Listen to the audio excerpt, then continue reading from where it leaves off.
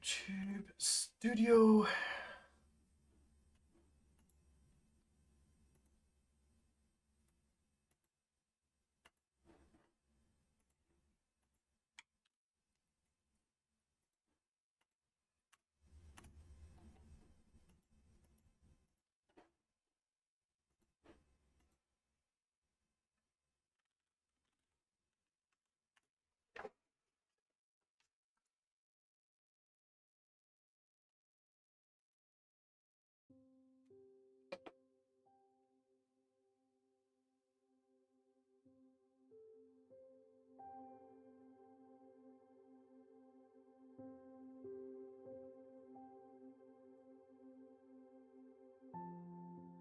Oh, hopefully we're good to go then.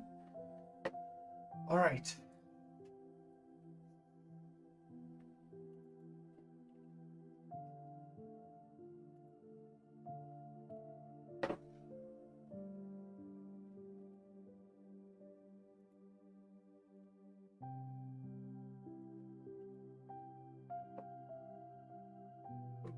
Okay, brush, tint, image, run a box. Let's just do corner radius like 20, 20. Fixed radius. That should be fine. Tint.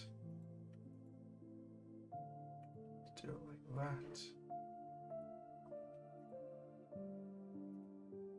Vertical box. 20.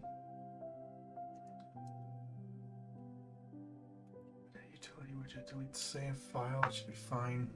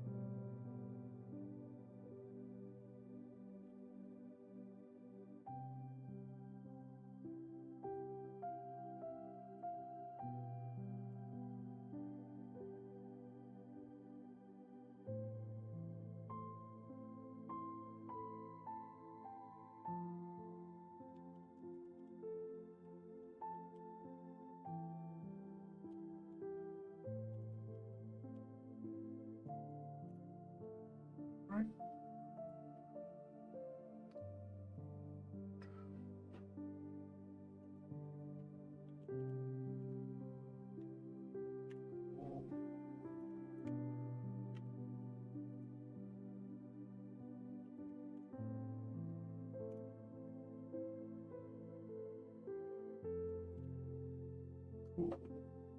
Joel, yo yo yo. It's good to see you again, man.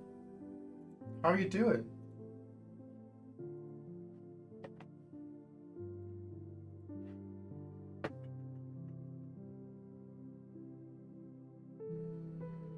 Where's my calendar gone?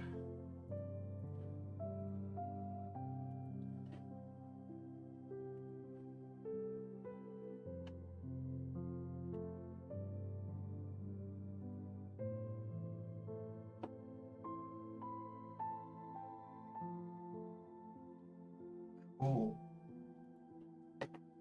I think it's going to be a pretty chill session today, which should be pretty good.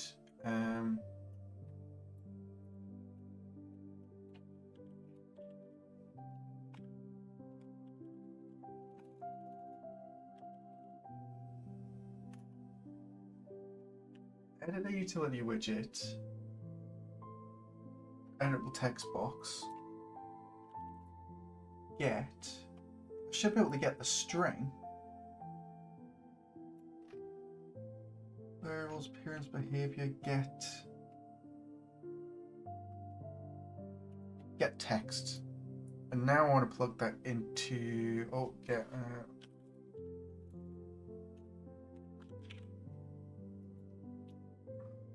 storing.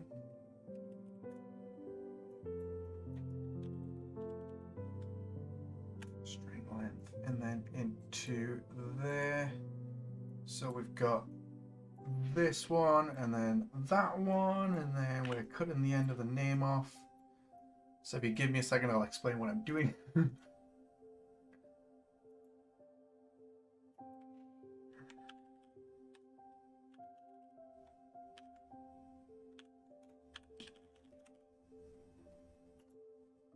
Excellent.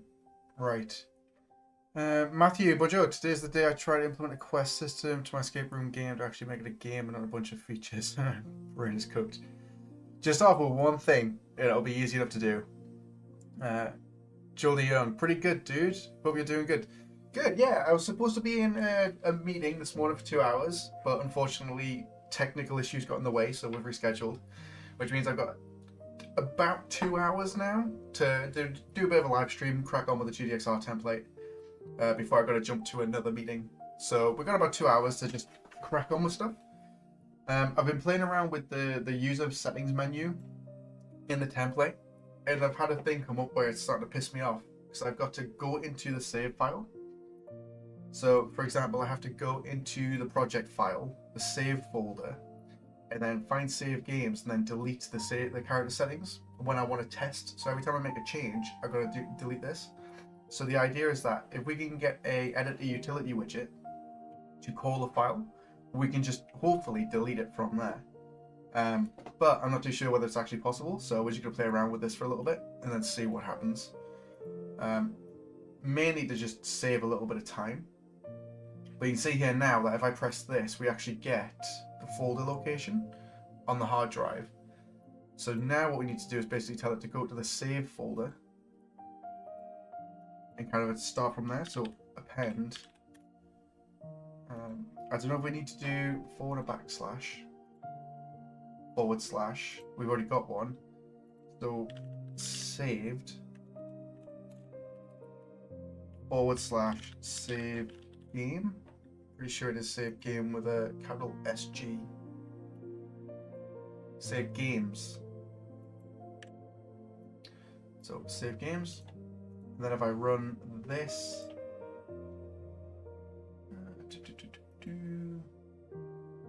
it's getting the U project, so I need to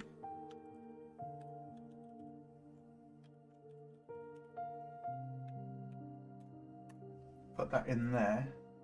And now we get the save games folder for the correct place. I'm going to actually put this inside of the edit utility widget, just so I don't have to keep doing it. And now the idea is that if we can somehow tell it to delete the file in there.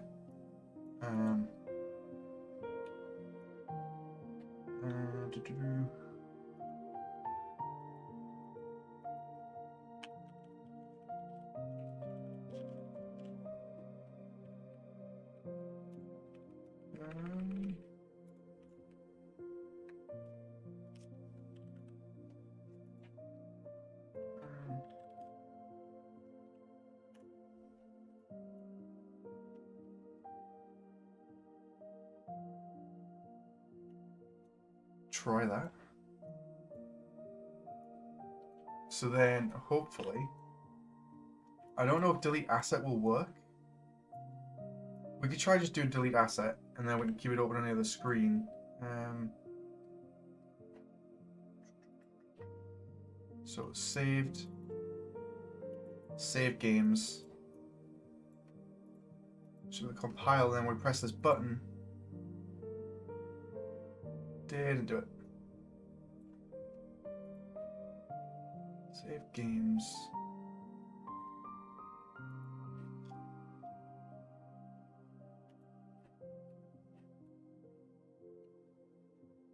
Save games. Make sure that path's right.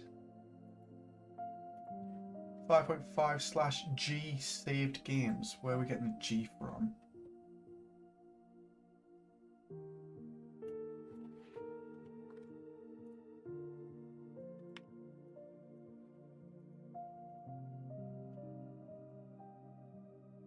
There we go. Right, that's the correct file path.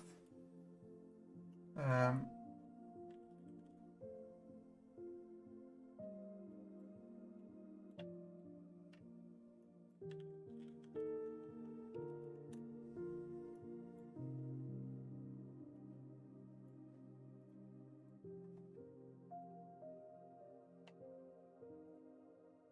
didn't do it. Joel, dude, you should make a book about everything you know about U5. Oh god, I don't think I've got enough time for that. I started a blog years ago and I just haven't got time to even go into it and make new stuff.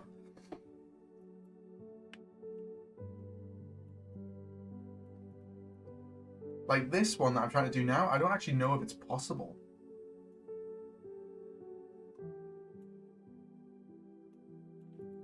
I don't know if it's designed to be able to delete stuff like this.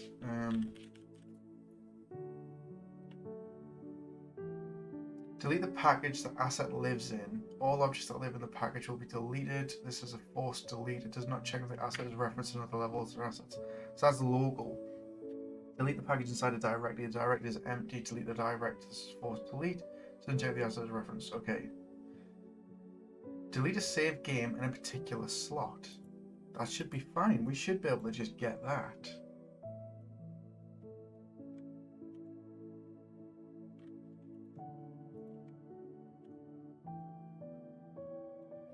Because this is what I was hoping for.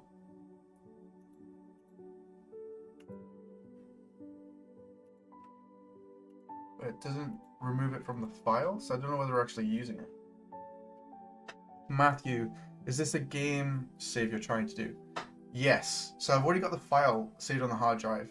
So the way that this works is when I close the VR template, it automatically runs save game, which is great in some cases, but when you're debugging UMG widgets or like player hand menu settings, it means I've got to go into the save folder and delete it every single time before I press play. So I'm trying to just get it to delete the save game, so when we start, it loads up. But it doesn't seem to be deleting the actual file or the folder, so I'm not too sure whether it's working properly. Which would make sense to just actually test in game, wouldn't it?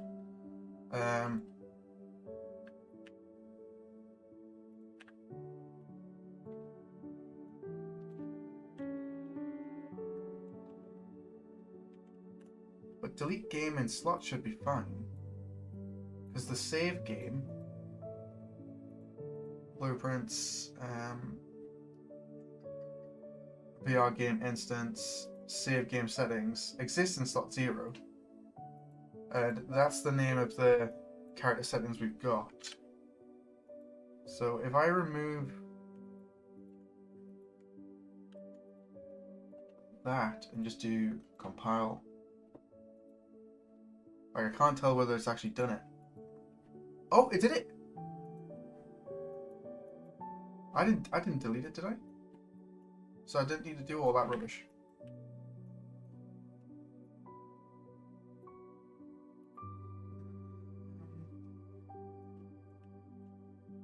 Okay, so let's start this. So when we start,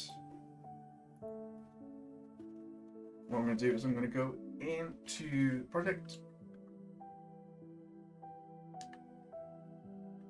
settings, UI.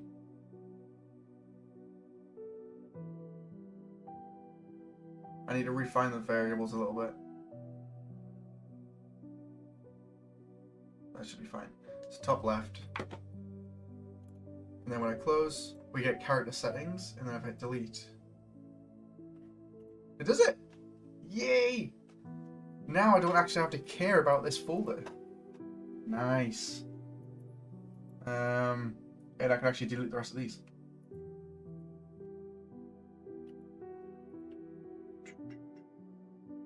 I might keep the text box actually.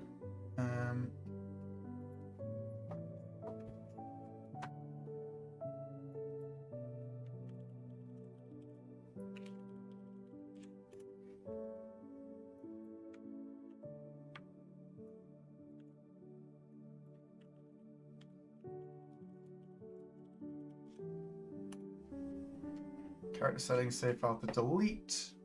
That'll be cool.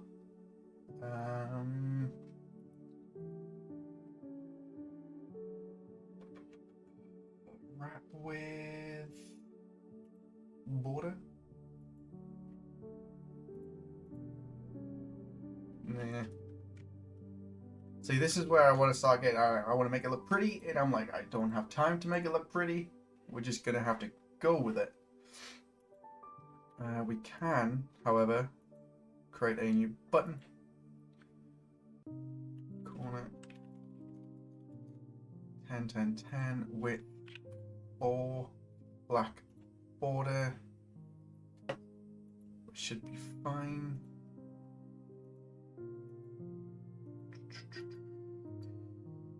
Okay, and then we take the text, we make sure that is white so we can actually see it. Doesn't look too bad. And then enter U project name, that is the wrong one.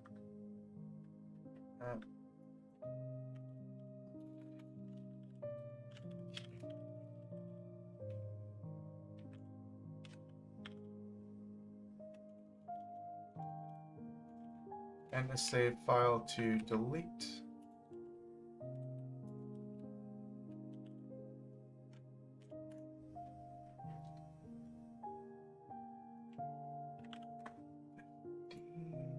Italic, nope, light. And that should work pretty well. There we go, and now we got a little box we can do. I might actually remove the... Oh, I need the border. I need to just remove how it looks.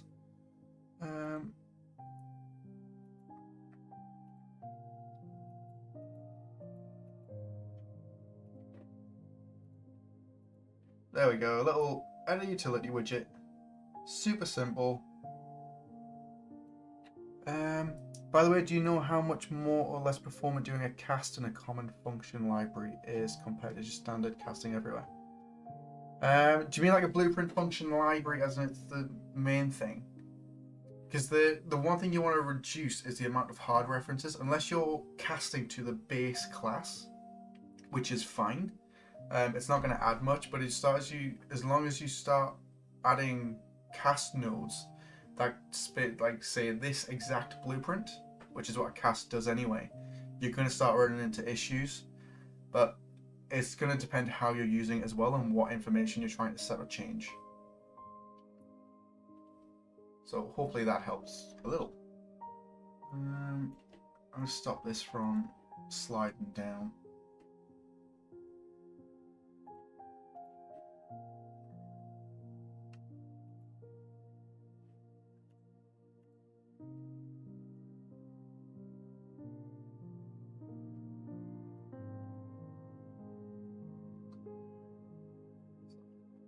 Top, left, scale box. Should be fine. There we go.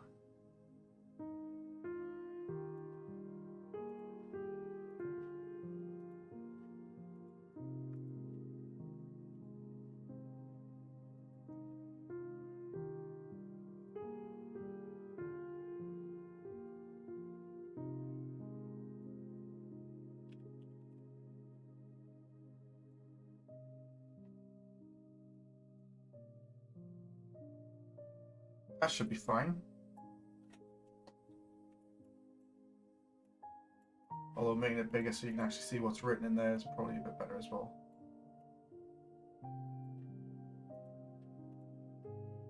There we go.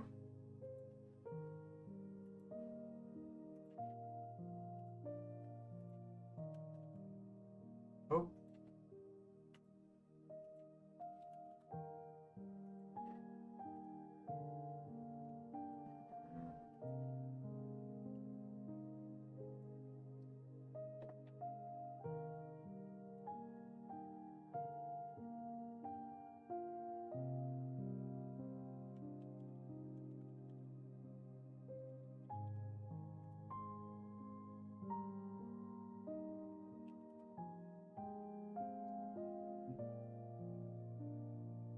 That should be fine.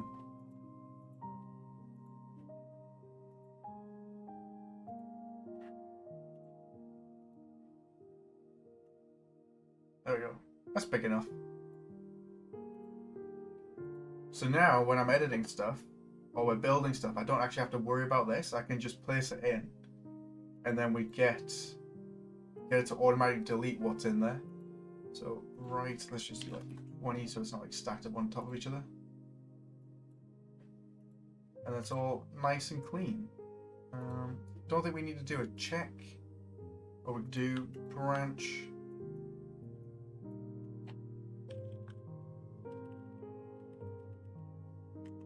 And string.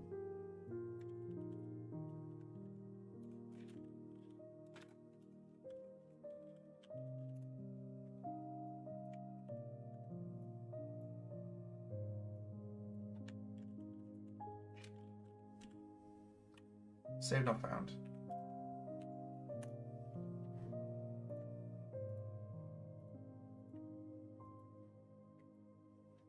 Save not found. We press play. We then back out. Should be a save, and then we go save deleted. Cool. That was surprisingly easy. I was expecting it to be a lot more difficult.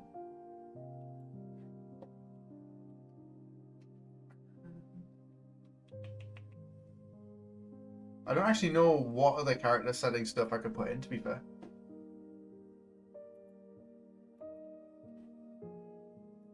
Might just leave that there.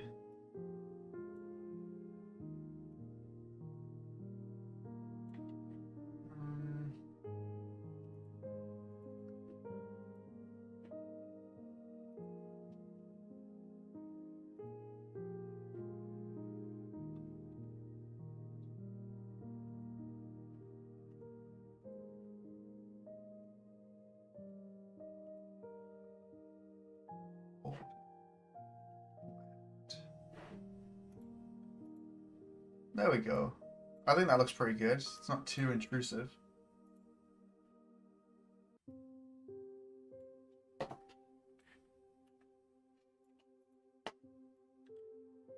Which is wicked.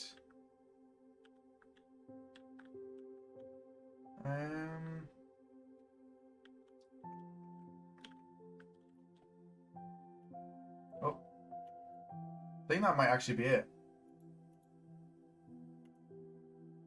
Add that back in. Because this can go anywhere now.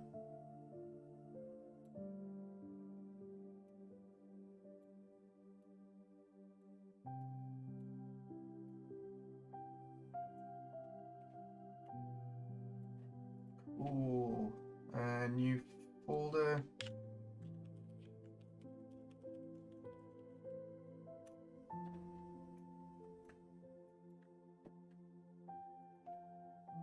Okay, that should be fine.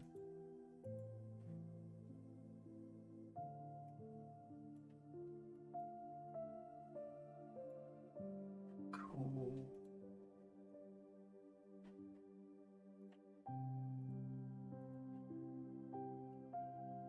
Nice.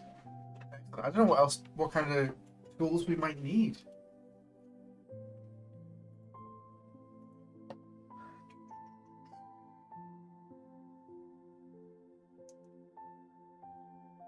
I could expose it so it has stuff like start actors. So like the holster which actors appear on those if you're using it, but I think that might be a little bit too far.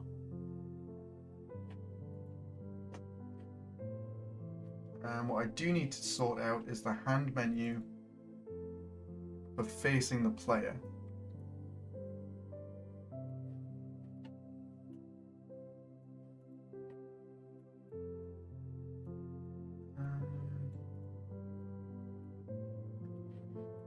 Settings.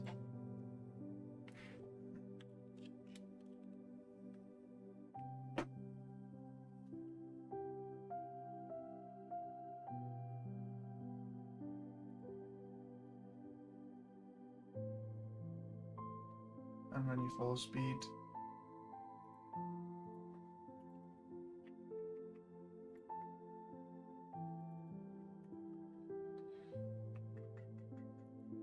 Master widget.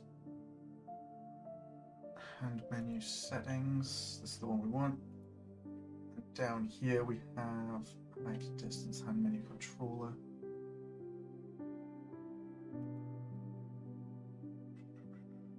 Should be it.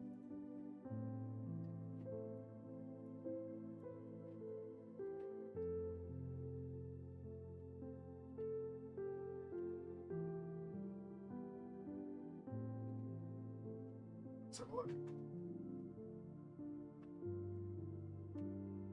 Why are we just white?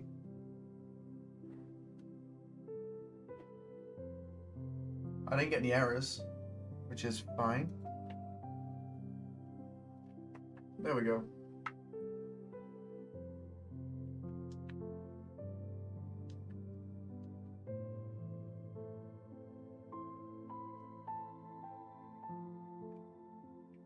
Need to remove that.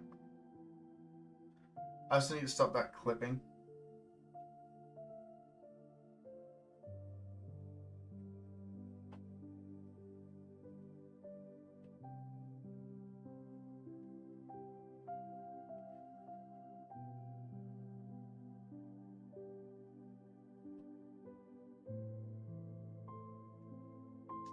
Okay, that's not good.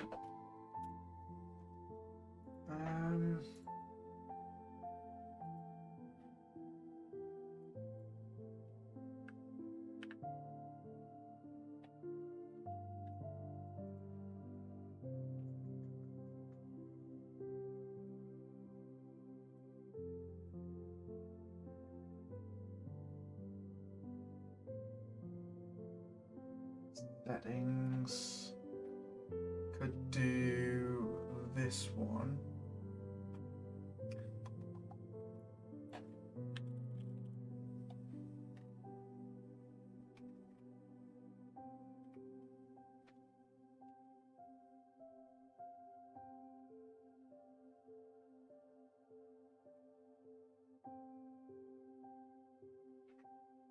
Two seconds, guys.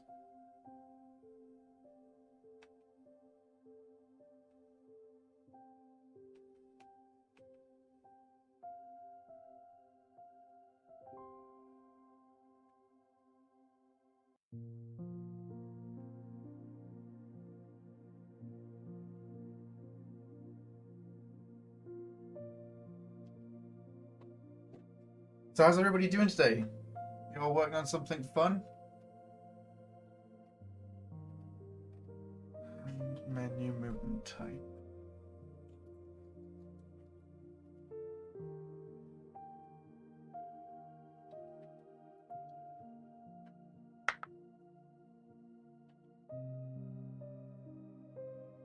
Hand menu movement.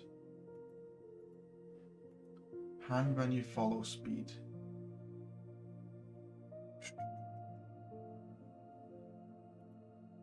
What I'm thinking is moving this one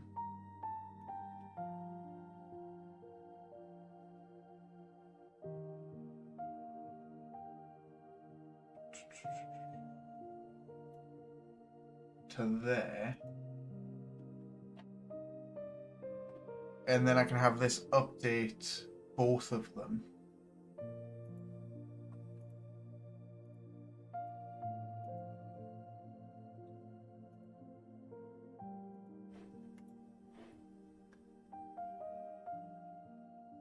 Have that done as follow speed or lag speed, and then we should be okay. It's not going to update, but we should be able to see it.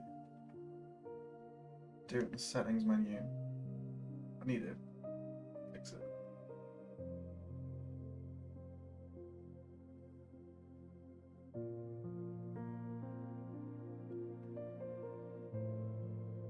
Cool. So we get it on there, and then we can see it as we go through. I need to change the variables quite a bit.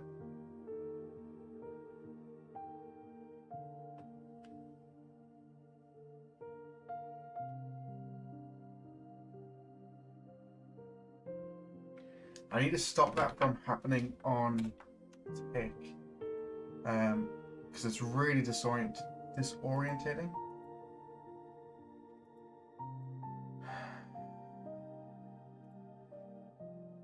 On slider release, on slider released, on slider released. Right, these are all on slider changed, that's why. Crap.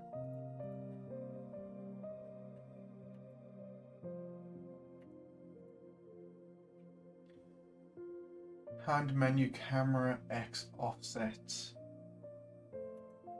On released.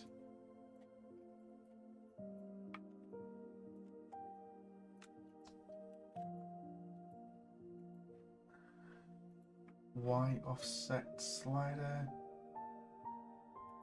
Value released. This should stop it from being so disorientating. It should look a lot nicer, to be fair. Z offset on value released.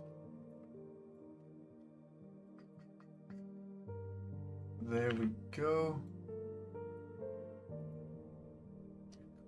Hand menu, we do distance. This is the hand stuff, so when it follows the hand, like distance 100 by 100, that should be fine. Left right should be 100 100. Height, I just put that as 100 and 100 as well. And then we can do file save all, and we can delete our save game. So now when we test it, it'll reset all the stuff. Galvanic, yo, good evening, good to see you. Just reaching home for giving a guest lecture. Nice, I hope it went well. So tired traveling 2 hours up and down today. Damn. Finding home at my setup. Hopefully it was worth it. Doing a 2-hour drive is pretty brutal, like, there and back.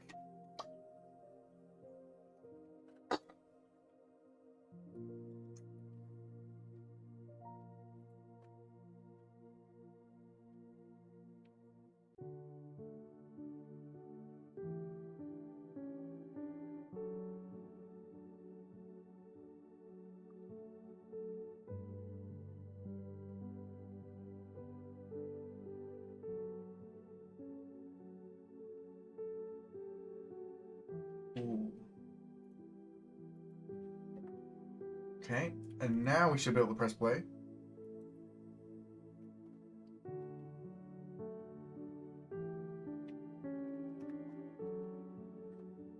Okay, I think my headset's froze. I think that's why it's having problems.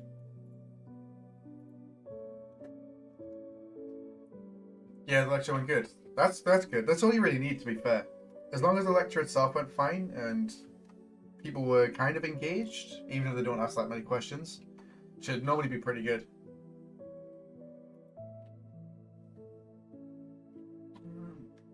Thought them an overview of level design and game design. Nice.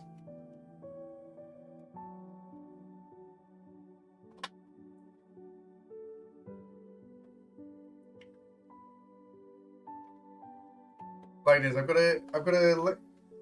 a tutoring session at 3:30 that I'm doing, so we've got about an hour and a half left of this stream, and then I will have to head off. It shouldn't be too bad overall. Right, we're back. Press play. Should now work. Cool. Settings, UI. Hand follow speed isn't set up. Distance. Woo. Maybe it's a bit too high. Do like 50, minus 50, and then 10.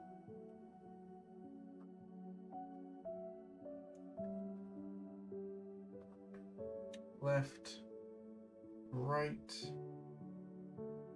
height, 20. Cool. Follow camera. I'm gonna change height.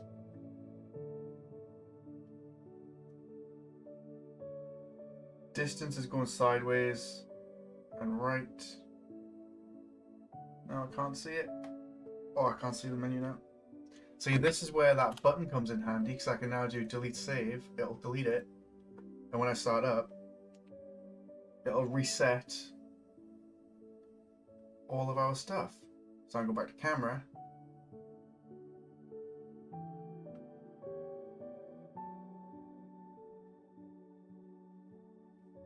Oh, I'm wrecking my eyes. Cool. At least we know the button works and it's very helpful.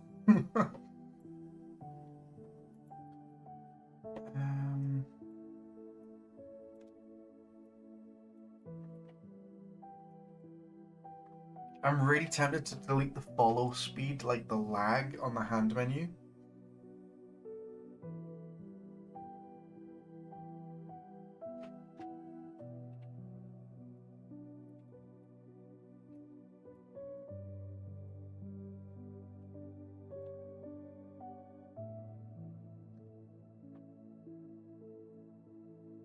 My God, my office just got really hot. Might have to go get a drink in a minute.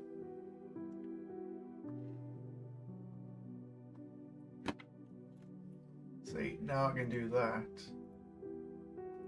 Big button that I can see. There we go. Also, if I change the UI to camera, so it's following the headset, but if I move my hand controller rotation, it updates. So I need to figure out why it's doing that.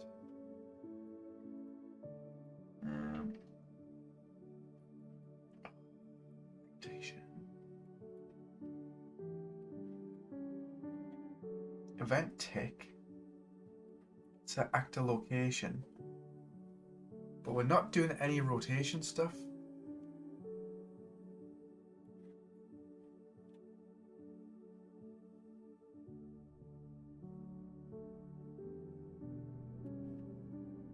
Unless it's because it's attached. It's attached to the controller. Attached component to component default scene motion controller reference here. I've got a feeling if I take that off, it's going to no longer be attached. There we go.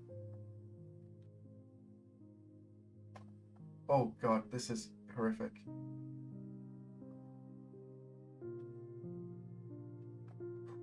There we go. That's much better. That's much better for the hand anyway, so it doesn't follow it. But for the camera, it's better, but we still can't see properly. So it needs to adjust the settings on it, which is fine. So I'm going to actually delete this.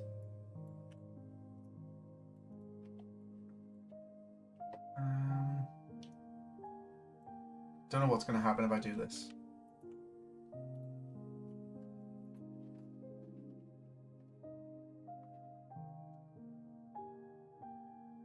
Okay, so it faces the camera now. That's better. Although I still can't see anything because it's too high.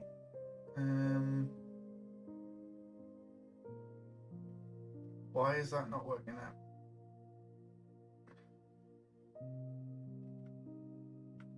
We're not updating any of it. What?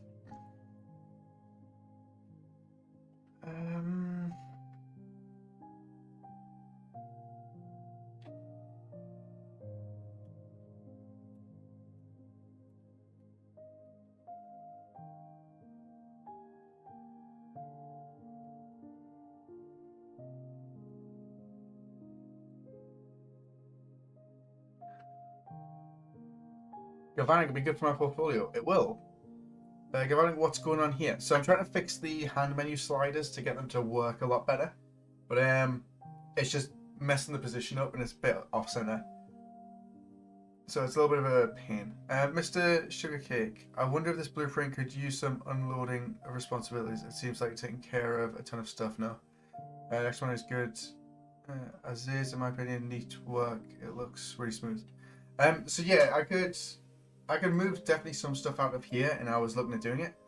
But overall, this is handling opening and closing. I could remove animation stuff, inputs, widget interaction stuff like that, and then we've got initial setup. There's some code here that I can delete, so I could just delete that there. But overall, we need a lot of it. It could just do with a lot of tidying up. The other problem is the fact that I'm trying to do two different things at the same time. So I'm trying to handle camera location based stuff and then other settings, which is why it looks like an absolute mess. But if I move this down here, so this is the event tick stuff, I can clear it up quite well just by not having it all on top of itself. So there's not actually that much going on. It's just a case of tidying up what we've got and then making it look a little bit neater.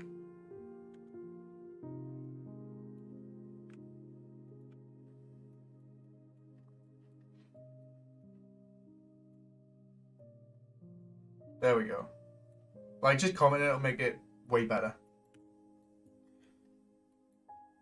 But I also had a look at doing the widget and moving this logic inside of the actual widget component, which is what I do with the HUD menu. And that will work, but I've just got to change it all around. So it'll be a little bit of a pain, but right now it's just about getting the logic to work. If we can get the logic sorted, then we don't have to worry about it all that much. You're not really gonna touch it all at all, to be fair.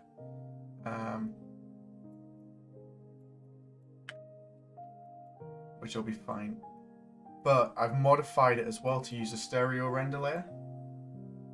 So we're gonna have to do some fixing on that side to get it to work a little bit better.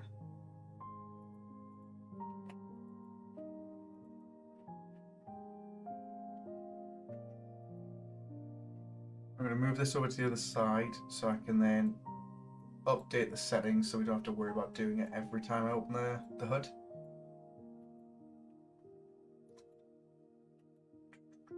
Clear HUD hand menu.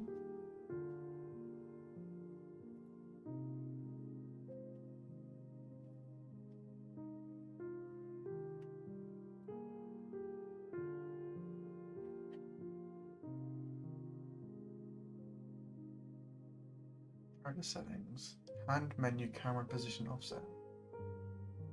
Where have I got you?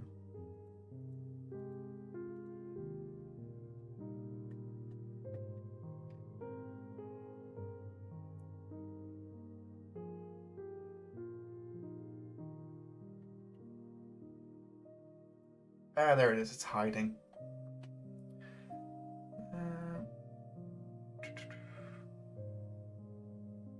Yeah, I understand. Thank you for the explanation. No worries. Hand menu camera position offset. Let's sort this out so I can stop wrecking my eyes.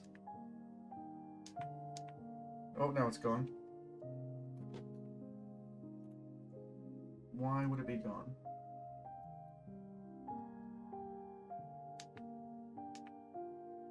What did I do? So, because I plugged that in there.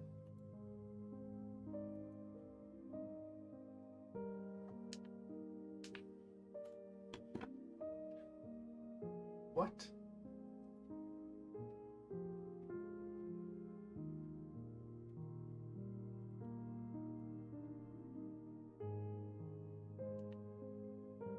How the hell have I broke this? Oh! What did I just do?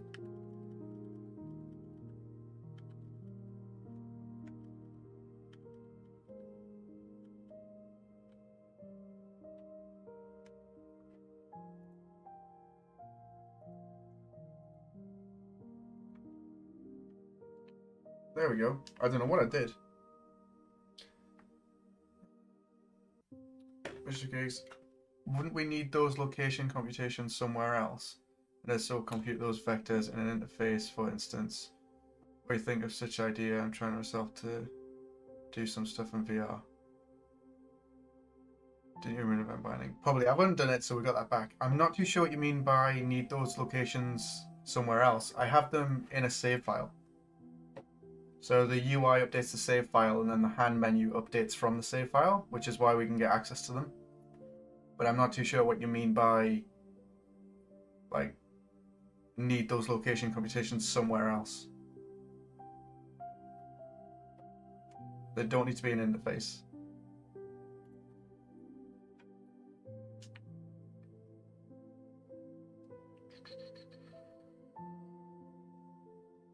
Distance. Okay, distance, left, right, height. That's fine. Controller, camera.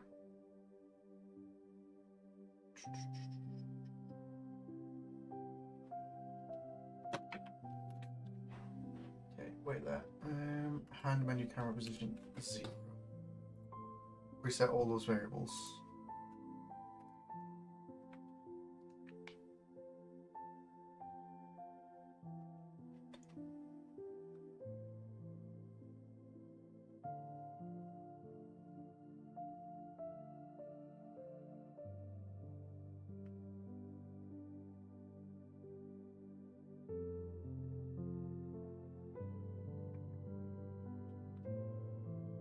Distance. Okay, that's moving left to right, so that one's wrong. Distance, that's going to be up, down, that's wrong.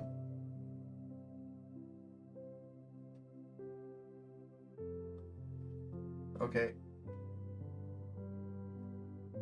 So minus 50 is a good one. I can see the whole thing. So height, Z minus 50. Left, right, 0.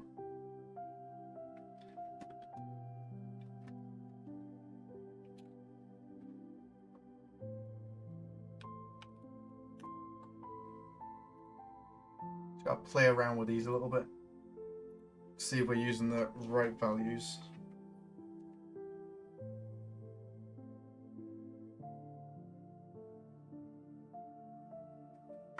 That's good.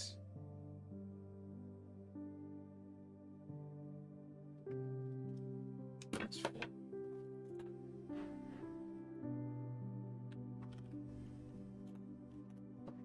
That's 40. We save that. Delete the save. So now when I load it up, you should at least get them. UI, hand menu, controller, camera. There we go. That's a nice position. So now I just need to change these around to work in the right direction, because left and right's going up and down. Distance is going sideways. And then height is forward and back.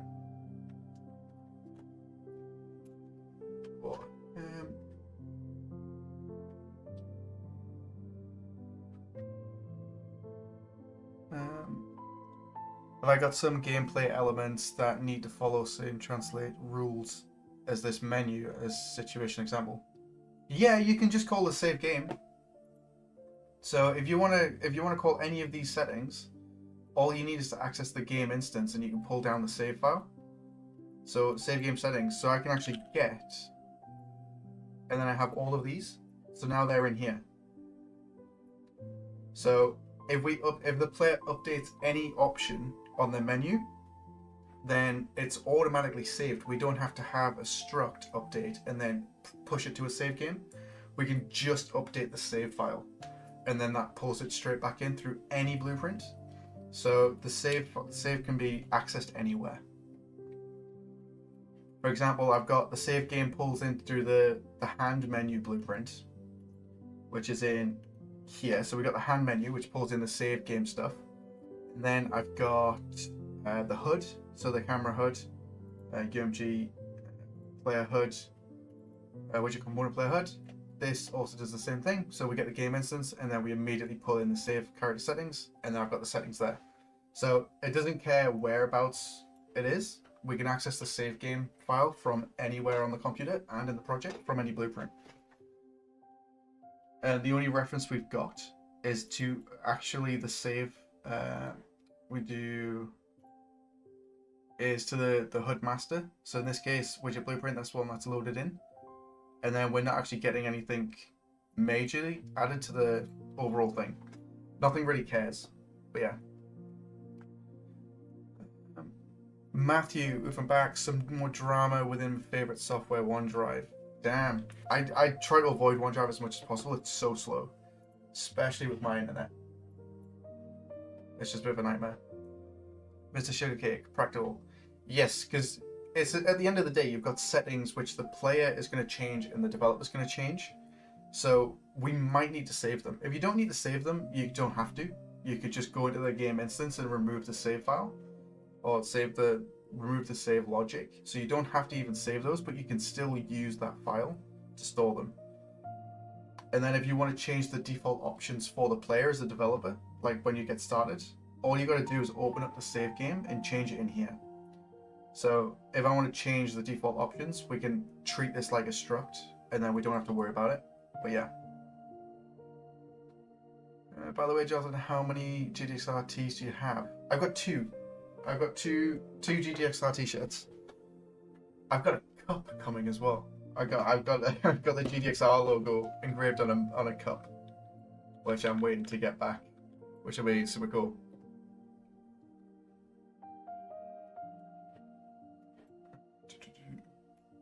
But yeah, I've got the two t-shirts because I did a couple of events where I was demoing headsets for people.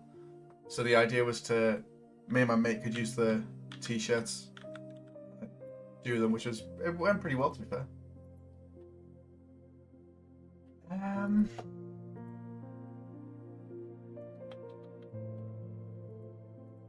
Let's have a look.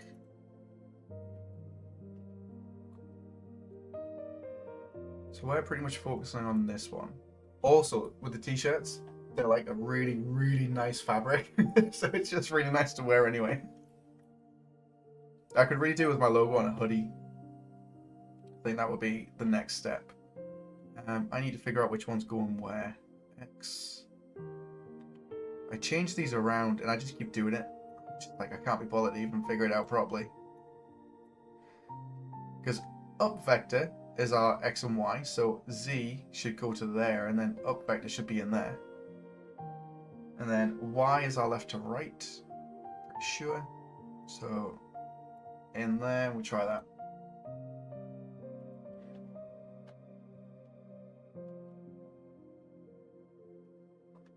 Matthew, did you answer my question regarding common function library casting? So, sorry if you did, I had to jet off. Yes, it's going to depend on what you're casting to. I was saying if you're casting to the base class of an actor, so if you're casting to actor or cast to character, but you're not doing cast to character VR character, then a general cast is fine. You're going to be okay. But as long as if you start going directly to a specific blueprint, you're going to start loading in that memory. You're going to have that asset loaded into memory every time you cast to it, or just in the background in general. So it's best to kind of avoid it if you don't need to. But you can do interfaces.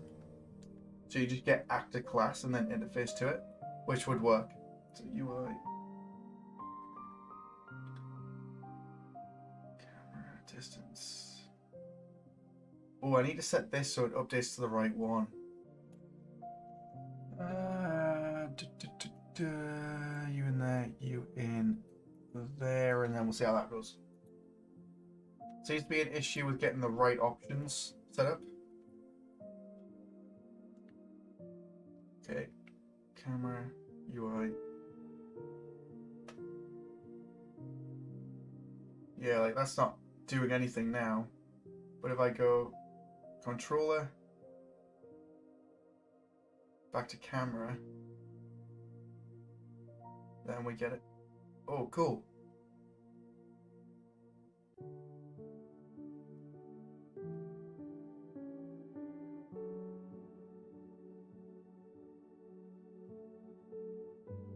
There we go.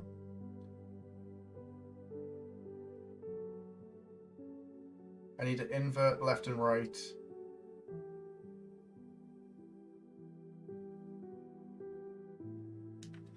That's it.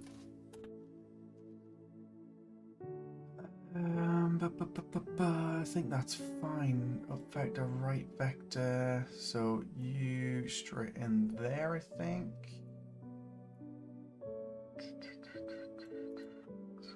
And then that one is right, left. I've got a medical thing which hurts my eyes if I look up too much, and I keep straining to try and see the hood in the headset, and now it's killing my head. Oh. Give us a second. Imagine eye strain, but like times 10.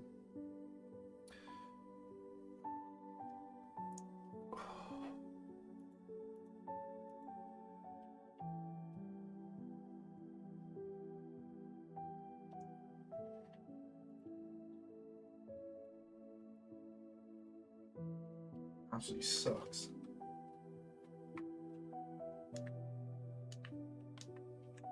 Okay, now I did that, I've got no menu at all.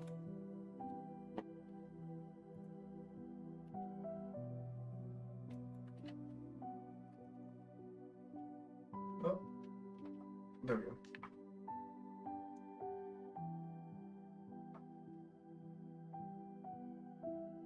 Distance, nice. Left, right. This is the controller. Height.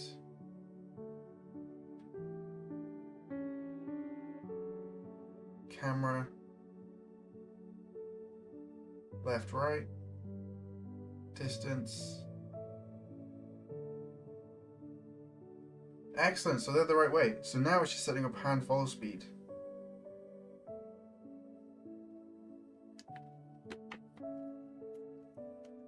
Camera. And when we're using the camera, I need to make sure that we are on the correct widget index, which does not seem to be happening. Combo box. It's changing the combo box, but we're not changing the active widget index, which is this little fella down here.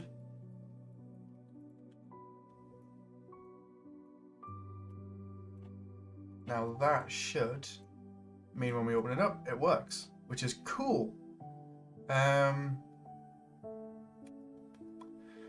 Matthew, I have a similar thing, pretty much disables me for the rest of the day. Yeah, it's like the crazy eye strain. You're like looking up, and then my eyes just go all weird. I got a full-on medical condition. I don't want to say what it is because it'll freak everybody out. But yeah, it just wrecks my eyes. So I just try not to do it too much. But when you're dealing with like menu angles and stuff like that, it's just an absolute killer.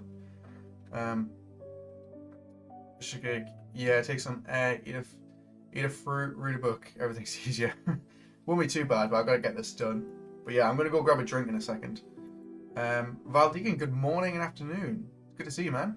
Scott, when switching to camera, would you not want to initial values to be zeroed out to be directly in front? Yes, but the way it works is we've got offsets on there because of the way widget components are spawned. It's slap bang in the middle, and with VR, you're kind of, the headset can be tilted sometimes, so you want it a bit higher than what it is. But you can change it all around. It's up to the dev. In which case, I so much want to buy your template, but it's kind of expensive for me. Little teacher that I am. Should I wait for some spring sales? Do you plan anything like that? Interesting. I don't have any plans for sales at the minute. Overall, it's selling incredibly well. But I am aware that it's a little bit pricey. There is a light version. It doesn't come with all of this hand menu stuff, but there is a light version that has the interactables and then the smooth locomotion stuff set up. So if you want to just jump in and do some blueprint stuff and then set everything else up yourself, you can do.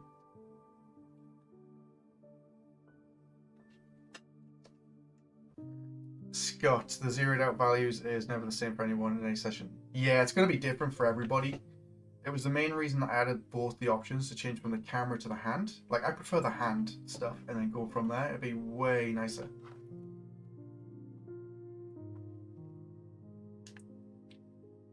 So, camera, UI. Like there, I've got to like strain up because of where it's at. There we go. So we fixed the inputs now, so that actually works better. It's like height for me, like that's way better. I can see the whole thing. Like that for me is way better. So -9, -100, -50, which is good. But the controller is way better, although those settings are off as well.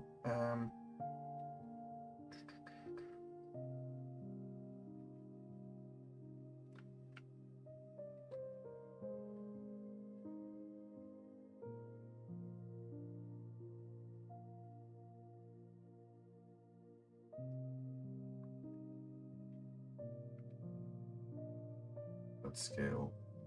I've fixed all the HUD stuff now as well, so we got the HUD that's in there. We can change all the settings around, which is super cool.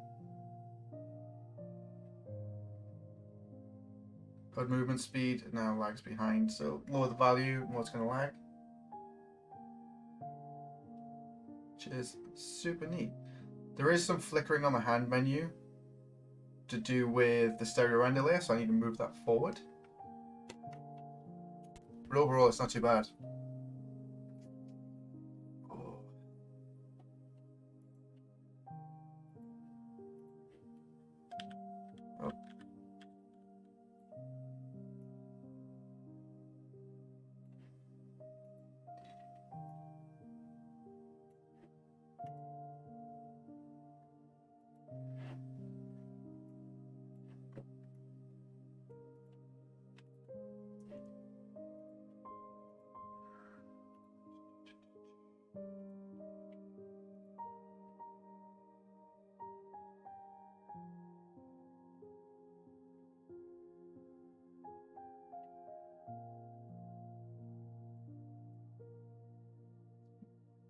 HUD, I'm just going to do HUD as 0.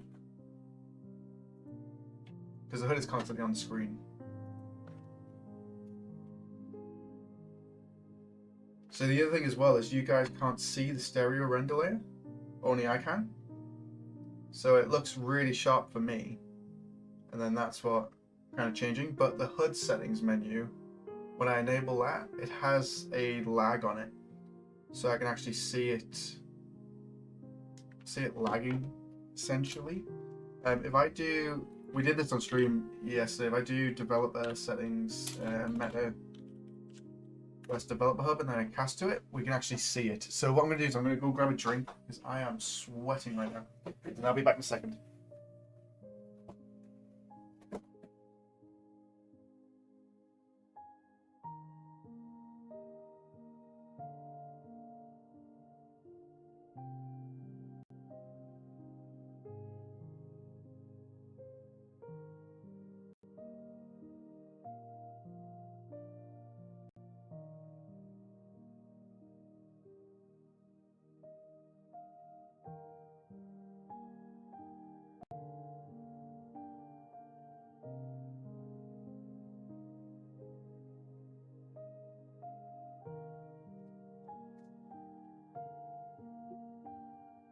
Heating was on. I'm going to keep the door open for a little bit. I've also turned the heating on.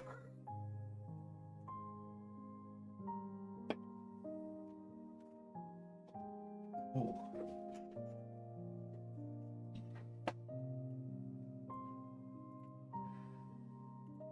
See, if I do device manager and then we cast to the headset, you'll see what the problem is at the minute with stereo layers. So stereo layers render UI images on a different render layer, so we can actually see them really sharp, and it doesn't get affected by anti-aliasing. The problem is it renders the widget and the stereo layer at the same time. So if I do this, now we start in, you guys should see the 1, but if we open up the widget interaction, you can kind of see there's 2 of them on top of each other. And then if we open up the settings menu and we go to UI and HUD, you'll see that there's actually 2 of them kind of lagging on top of each other, which causes a bit of a problem. The easy, super simple way to fix that is by going into the widget, so widget component, we go to rendering and we disable render in main pass. And then if we do this, render in depth pass, and we do this on both of them. So widget, render in main pass, depth. You'll see that we can't actually see the widget in here now. And then what happens is if we test in the headset, so this is the editor view. I've opened the hand menu and I can see it in the headset, but you guys can't see it as a spectator. So then if I go to streaming, you guys can see it, and then we can open it up, and we can go to UI, and we get it in there.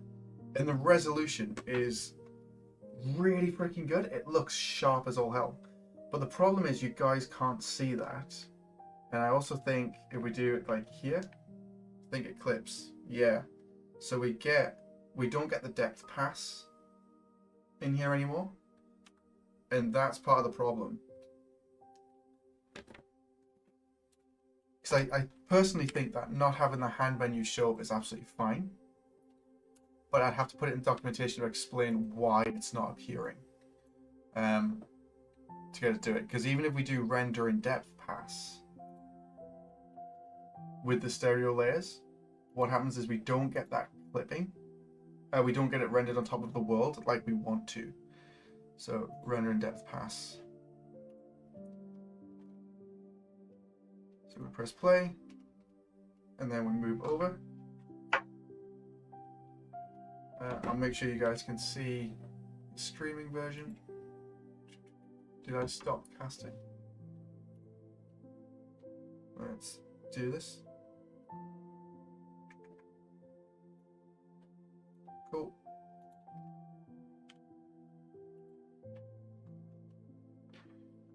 We can load it up.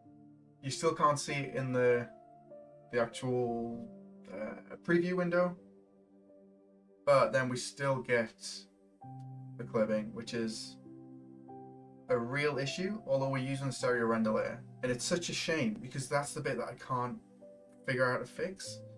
I'm pretty sure if I use the GDXR plugin, it would fix it for me. But I can't really do it in the editor, so I don't know whether to leave it like this and then just put it in there that it's can't be seen, or what. Because to get it to go on top of the main world, I need to do it in the main pass, and it's just... Ooh, what if I do render in main pass on an OC?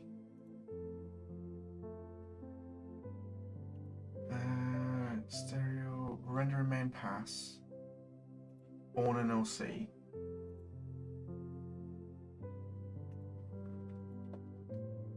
What happens here? Right, so what we don't want to do is be able to see the lag.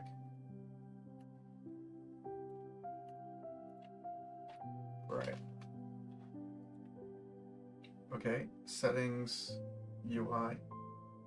Right, that works. I'm still getting it on here. You can't see the HUD on the thing, but I can. I'm still doing the clipping. Still doing it. I need to render it in the main pass for it to work. Oh, that one's stuck, so that's bugged out a little.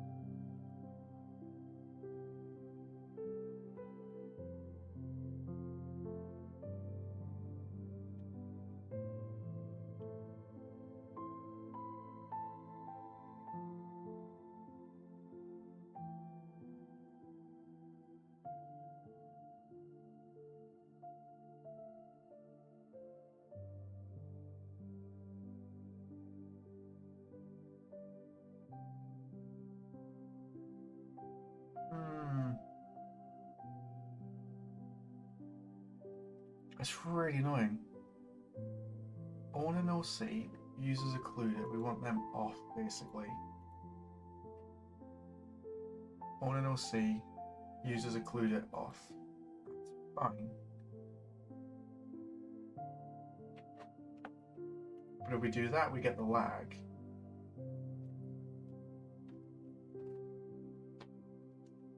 There we go. So you can see it. You can see how terrible it looks in here with the aliasing.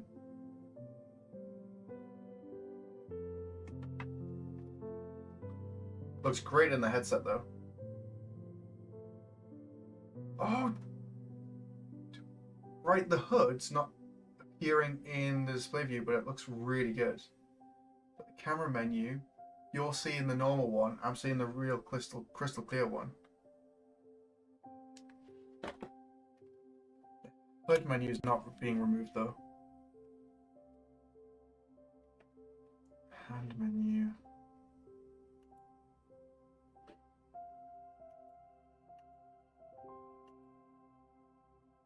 Widget component. It's really annoying.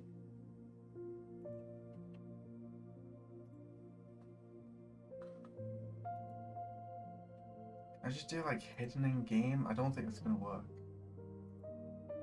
Which either way, we're not gonna be able to see it.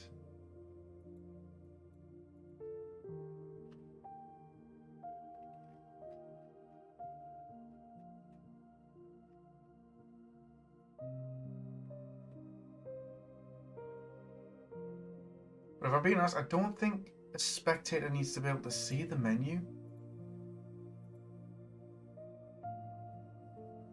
We're targeting mobile devices after all, so... Okay, now I don't get any of it. I might do that. I might just do it not render in main pass.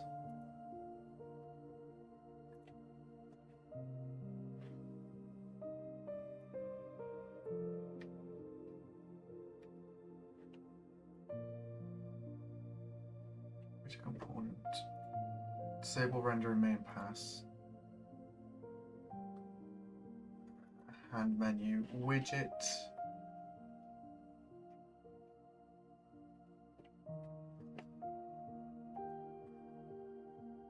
Ooh.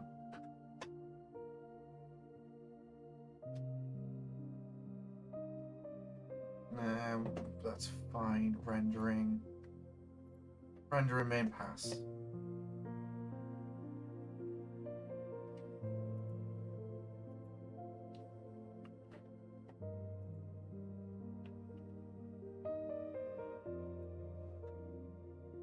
Okay. Okay, I can see it. You guys can't. HUD settings, I can see it, but you can't. And then it works. How does that feel?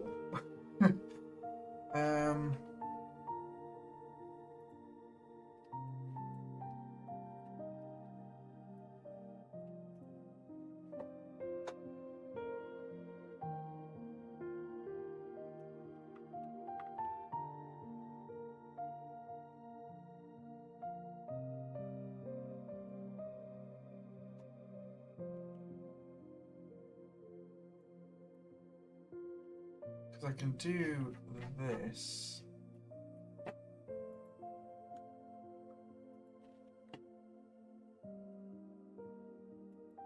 Compile save.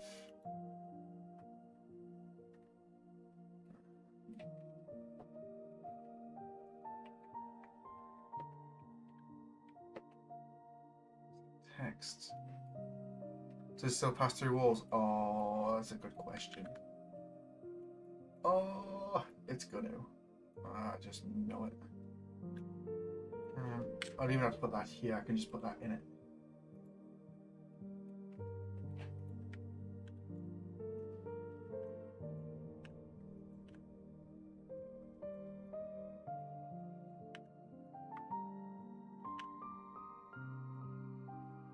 Really frustrating like clips. Because it looks so good in the headset. Like, it looks really bloody good in the headset. But yes, it clips.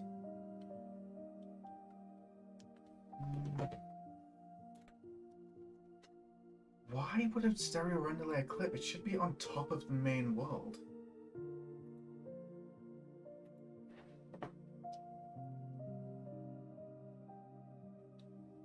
Like, it should be off.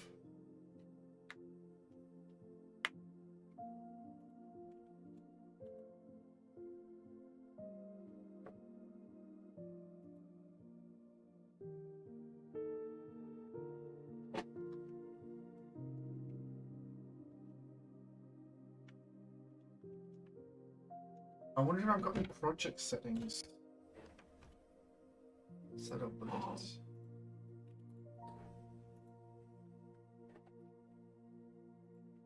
Rendering. Depth enabled, custom depth pencil enabled, support depth one index buffer, but depth buffer format, that's fine. What I might do is push it to the headset to see what happens. We'll do a build on the headset and see what it shows up as on there. The problem is we really need the stereo delays. They add so much to the quality of the project that without them it just looks like crap. So I'm not too sure the best way to approach it, because we need basically to disable the depth.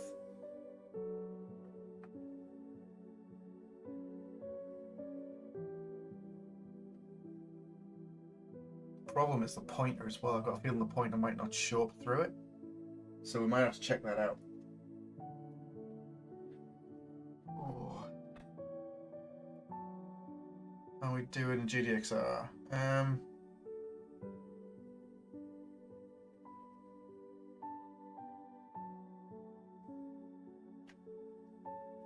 Oh, Discord's being popular. That's good. Blueprints. Facebook account 5.5. It's not even, widget from Discord.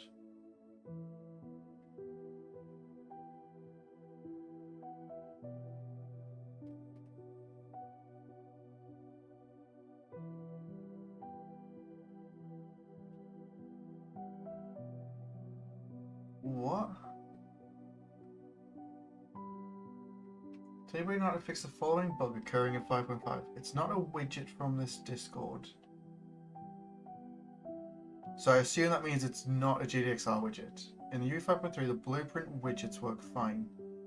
Still has living slate widgets.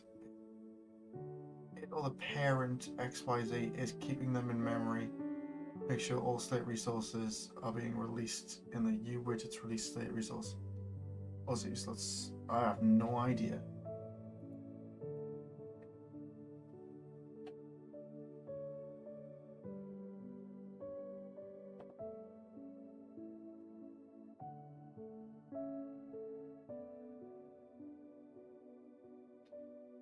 Can you tell me all the things that I can do to improve the FPS in VR? I got an open world level with PC GeForce. Of course, it's super slow. Oh, I don't even know. That's just, oh, nope. What the hell is slate widgets? Slate widgets is what they used to render to the screen. But I'm not too sure what they mean by that error, which is the confusion.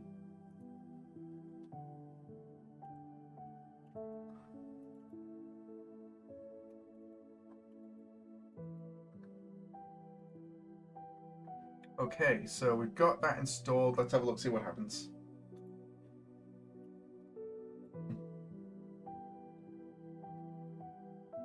If we can get this sorted, I can push the update. If we can figure out some way to have the stereo render layers and then have them work, I can push it real good.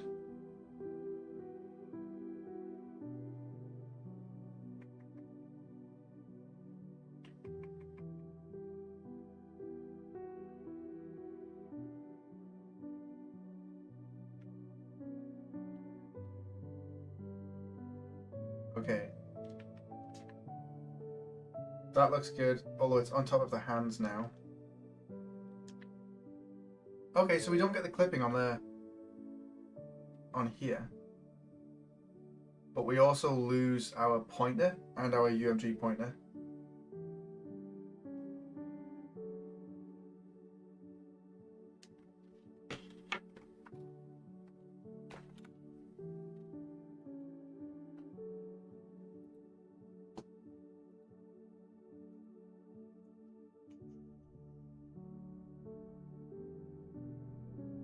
Matthew, also the PCG thing, wouldn't the advice just be don't? Yes, but I was trying to figure out a nicer way of saying it. The problem with PCG is it's all dynamic, so it's casting real-time shadows on everything you've got in the project.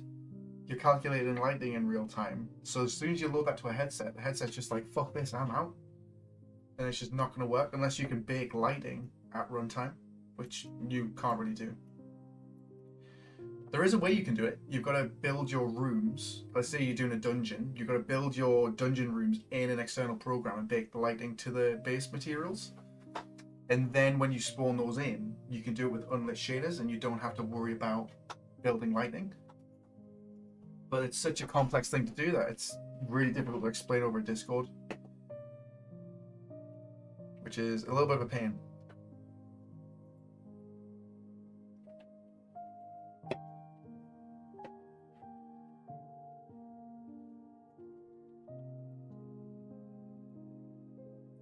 The HUD works in the headset. What do I do?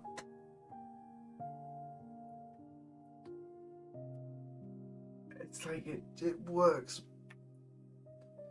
Stereo render layer is what we need. But the pointer can't be seen on top of a stereo render layer, which means the cursor position, would ideally need to be built into the UMG. And I don't know how to translate world location into 2D location for the widget.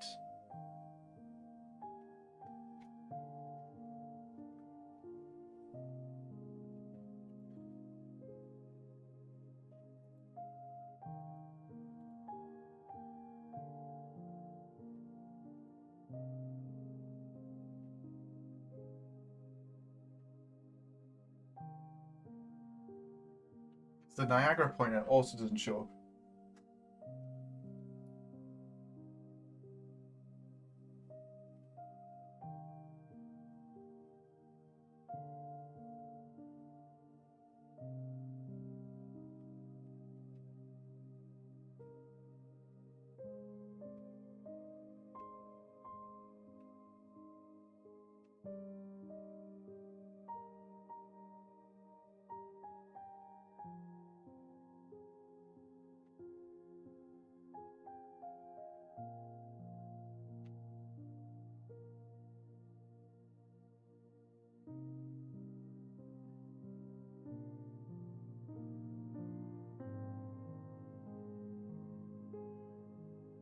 Ooh. All right. Also, the PCG thing wouldn't be nice. I was on Project Titan and there was a ton of PCG in there. And as soon as they were allowed to use it, the whole work felt like it was tanking. Yeah. It's because it updates so fast. I haven't really touched it myself, if I'm being honest. I haven't had the time to dive into it. But because I focus mainly on mobile content, unless you're using PCG to place unlit objects and doing stuff like that, then it's not really worth doing on mobile, and it makes it very difficult to work with.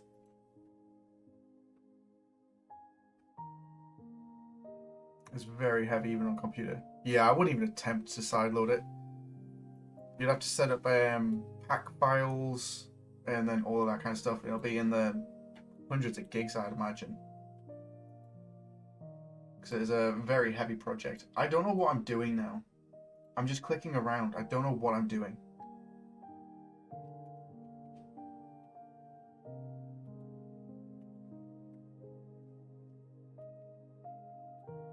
I want the stereo layers. The stereo layers work so good.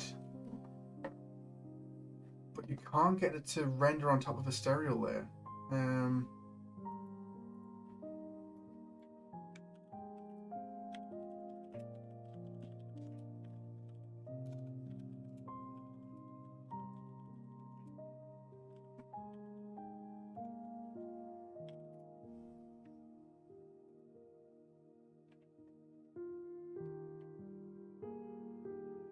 That's what we're having the problem with.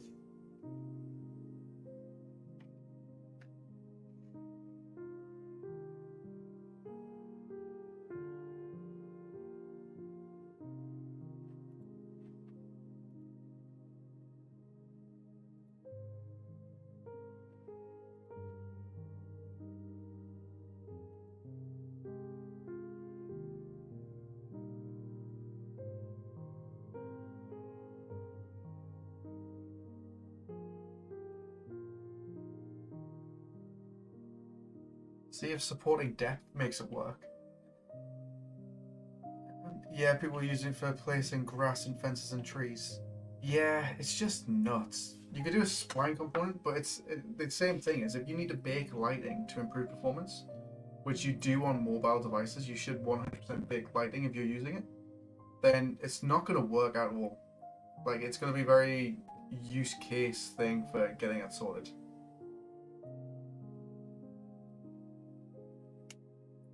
It's a gut punch when you find your precise issue on a forum and you see 0 replies. It's a gut punch when you search for an issue on Google and it shows you your own YouTube tutorials. That's the worst point. At this, I'm the only one putting stuff out there, so if I run into an issue and it's somehow closely related to what I've done, it just shows me on a tutorial video and I'm like, it's not going to help. It's such a pain.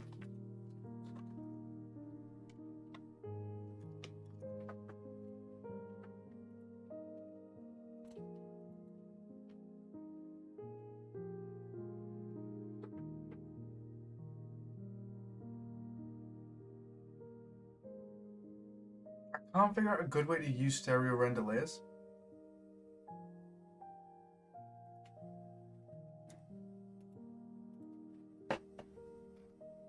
Like, I could figure out the logic for putting in...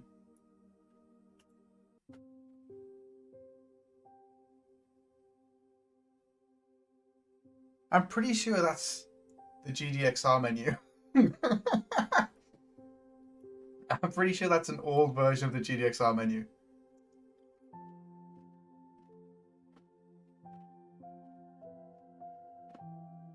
Cool.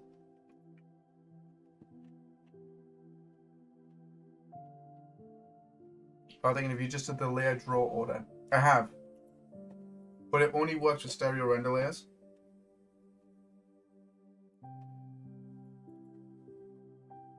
So the hand menu is on order 0 and the HUD is on order 1.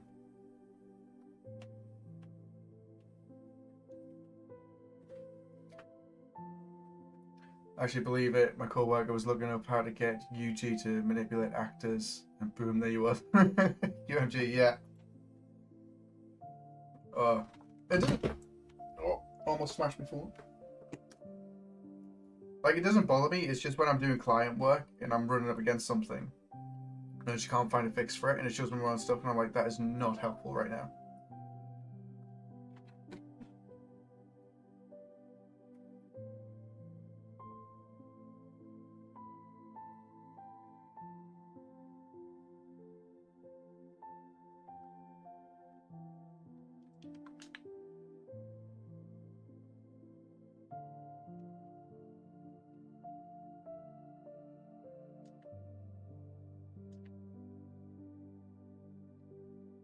Like, it looks fantastic, but we don't get the hand to render on top, and we don't get the cursor or the pointer.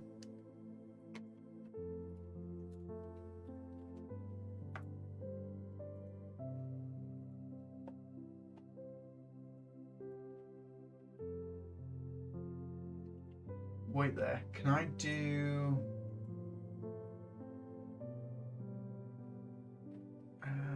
hand menu laser.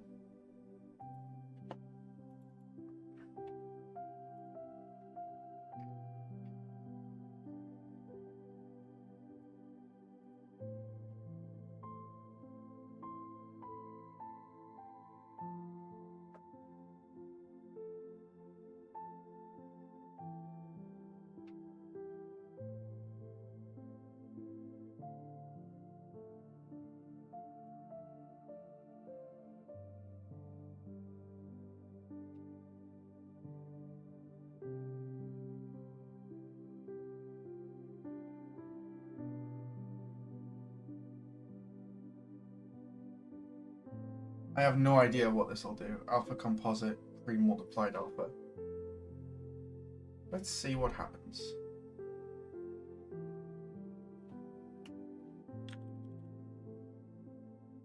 Or I could just do that and disable depth and see if I can add it, whether it works.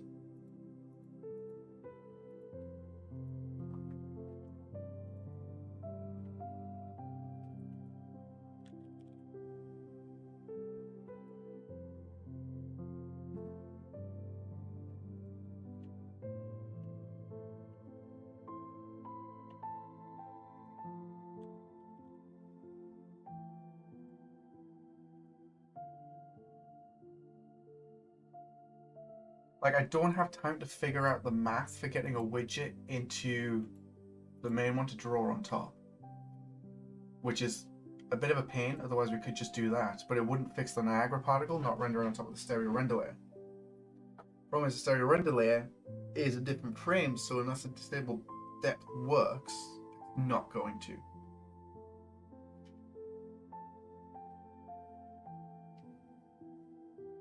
Which is a bit of a pain.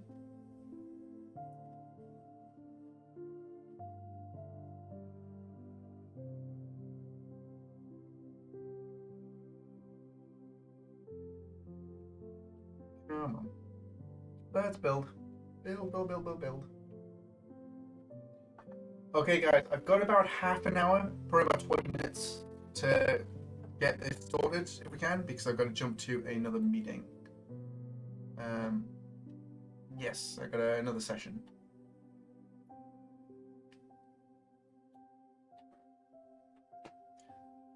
Found a forum post where someone was having the same kind of issue, and someone in Q responded and said, yeah, it's still pretty limited in what it can do.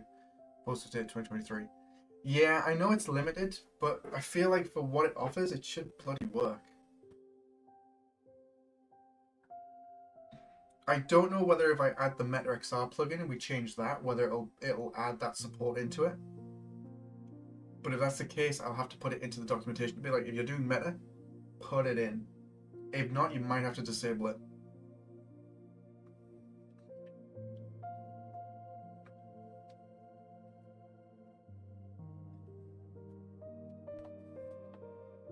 It's such a shame. It looks so good in the headset.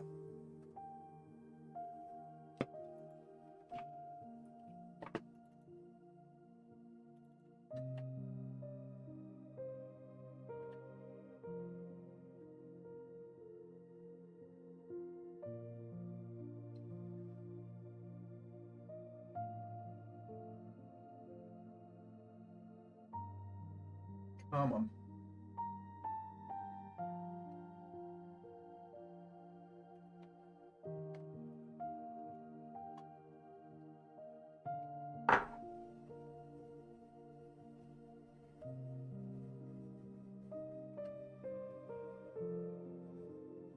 This loading is really annoying as well, like waiting for it to pop in.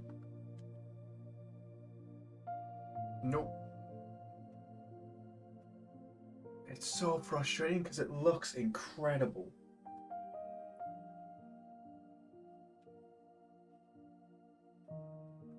Like, you just can't see anything in front of it.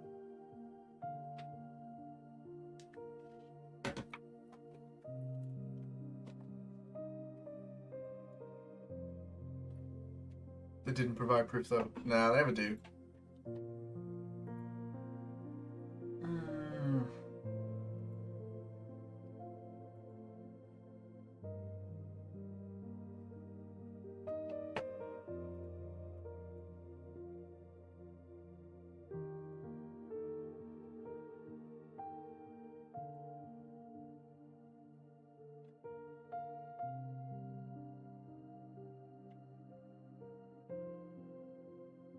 Like, it works for the hood because we don't need anything on the hood.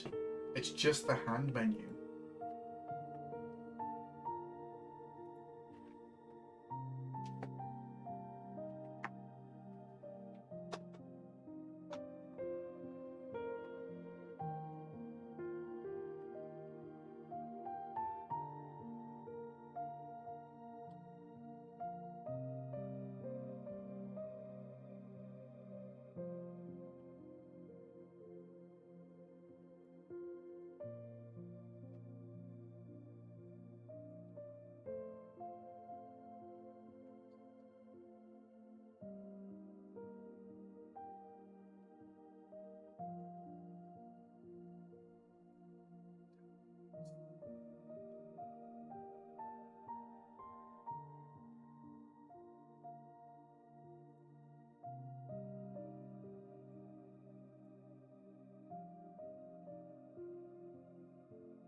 Don't even put it in there, do I? Marketplace.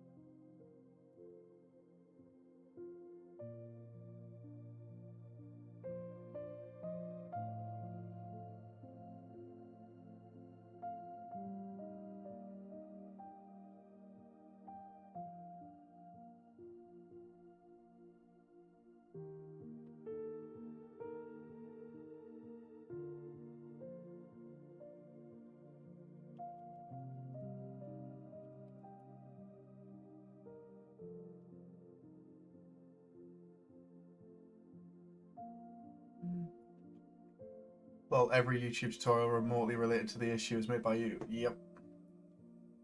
See, I'm having an issue at the minute with a client project of getting the pass-through camera to work on a Google AR Core app that we built, and it's just coming out black, and I can't, oh Christ, find a tutorial or any other mention of it apart from just being like, it doesn't work. 5.5 doesn't work. And I'm like, it's so not helpful. But if that's the case, it means nobody else has figured out how to fix it. But there's so few people doing it that makes it a lot more difficult to work with.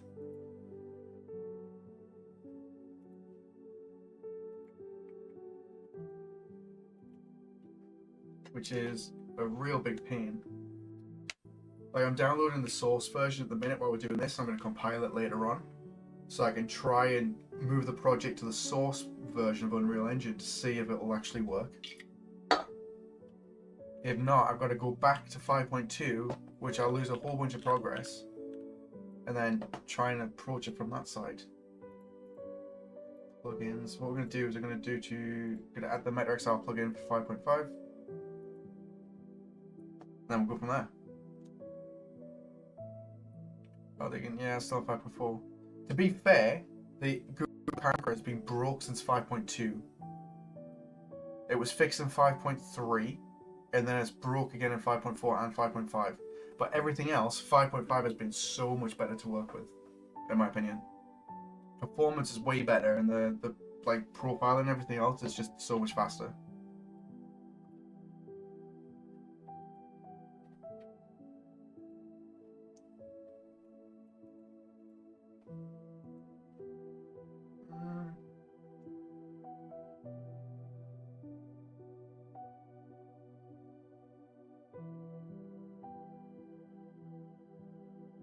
This is what I want to try, and it's probably going to break it.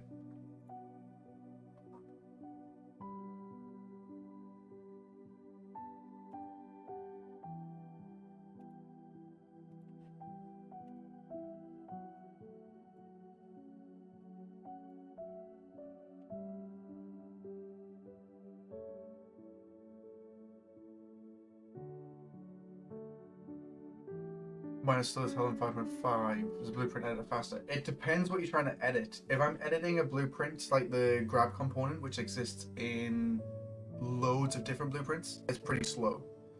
But overall, it hasn't been too bad. I've got a pretty fast machine though, so it doesn't really make much of a difference. But there has been some slowdown. Okay, so I've added the GDXR plugin. We're going to see if just adding that fixes anything. If not, I'll just remove it.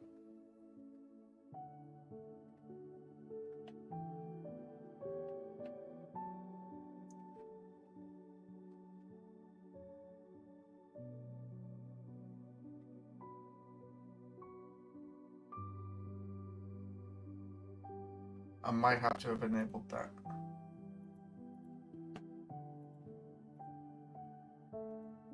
Oh, wrong one. Stop. Why am I doing this?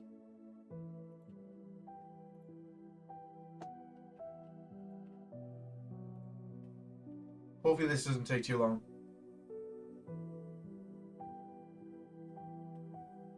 Valdigan, I didn't know that. So the blueprint is being called by loads of others. The particular one will update slow. Yes. In editor, yeah. Because it's got to compile all of those other blueprints to update it so it knows that the reference is correct. Like, I see it in the grab component in this template because we've got it in all the weapons and some of the climbable objects. So it's used throughout like a whole bunch of different blueprints. So then it just takes a while to update all the references.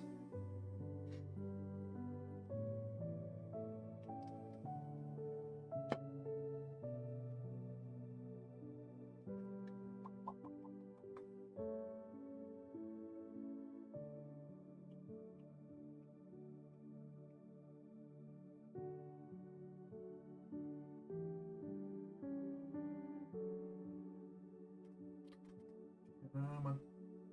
Come on. Do it. I see. Well, that explains a few things. Yeah, it's really it's why so components hit the project heavier, but as long as you're not referencing blueprints directly, so you're doing soft references, and you don't have hard references in there, they should be pretty fast to update.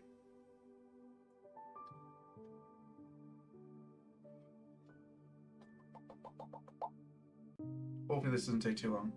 All right. There we go.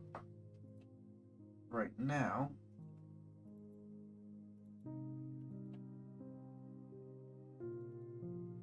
we get to see what happens with the hand menu.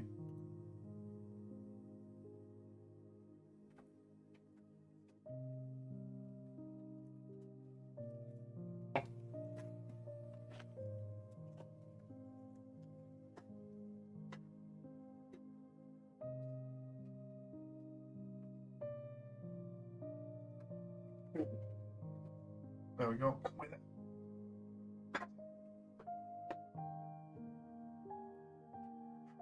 Let's have a look. So all I've done is enabled the MetaXR plugin for 5.5 and selected support depth while changing the OVR layer. Reload, that's a good sign. Reload into the project, that's a better sign. I'm getting some really bad rendering on the side of the screen. My performance has tanked. My CPU level and GPU level were 2 before adding that in.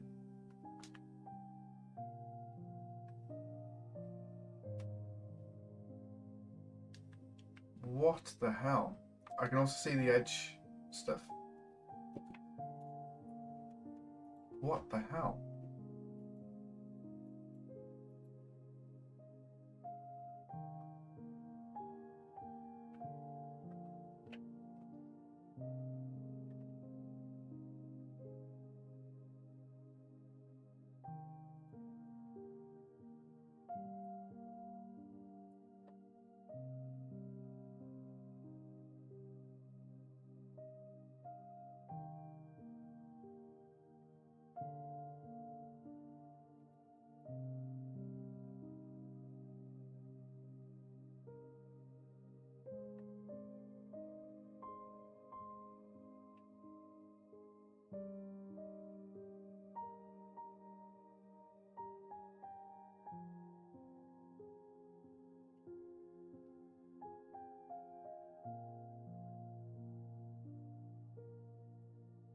That's not good. If that tanks your performance on the CPU and GPU just by enabling the Meta plugin, something really wrong. There were some artifacts visible to us as well. Yeah, I think that was the stereo render, not stereo render, the fixed foveated rendering around the edge of the screen. It was just messing up completely. So I've just disabled it. So hopefully it should stop that.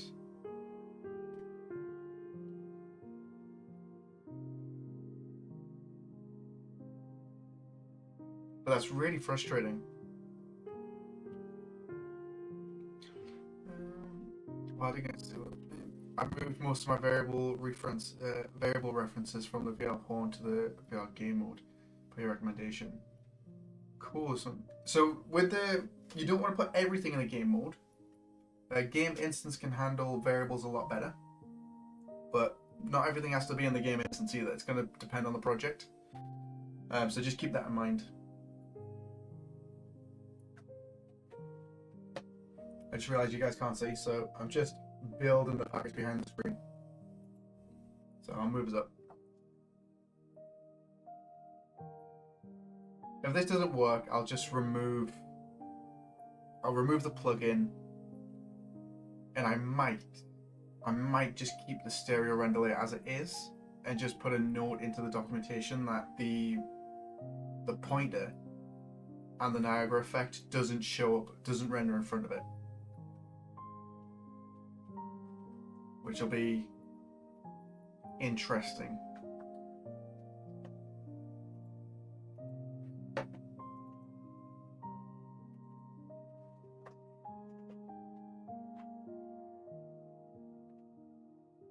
Like the stereo render layer on the hood is fine, so I was going to render in front of it.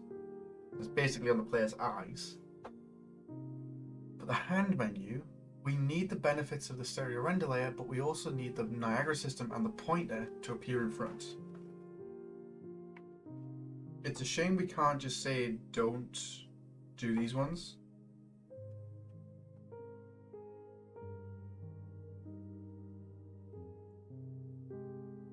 Ooh, it broke.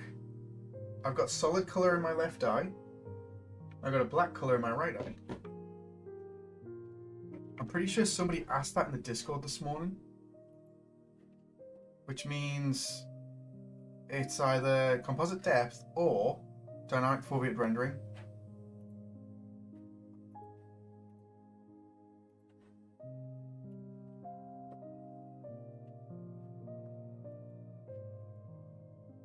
I don't think this 5.5 meta plugin is in a good position.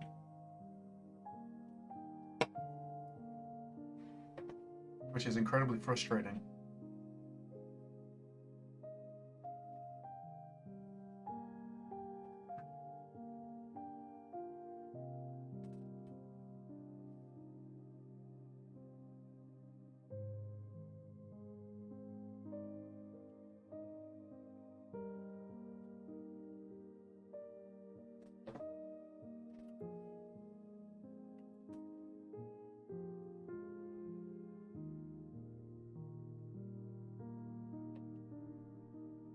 Come on. Come on. Only got 10 minutes. 10 minutes, I'm gonna have to remove this bloody plugin.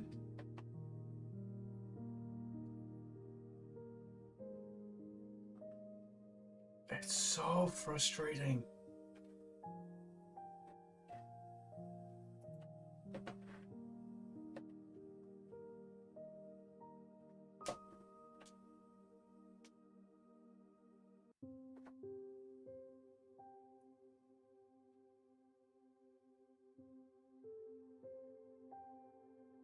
Come on.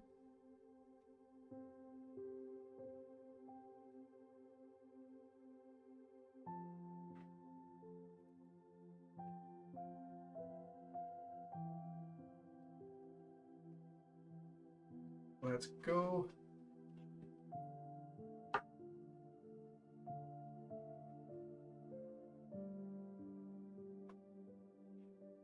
Still not installed? There we go.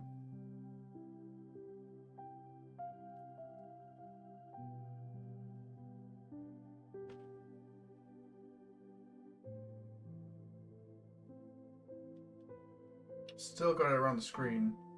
My CPU and GPU is still at level 4. That's not making any difference. I could remove the pointer and then just figure out how to do a pointer in the UMG itself. But then I'm going to have to do it on all of these as well. Like, that works fine. But the aliasing around it is terrible, which is what we were trying to stop. Also, the artifacts on this meta plugin is bad.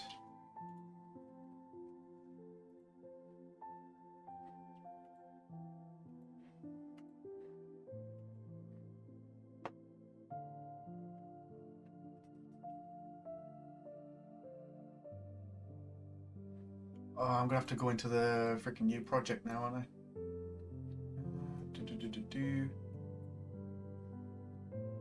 There we go. Alright, close you, and then Android, right click, Notepad.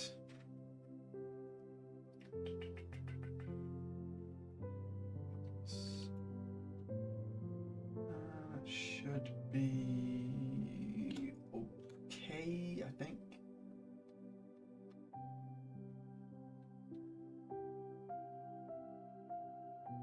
I'll see what happens there.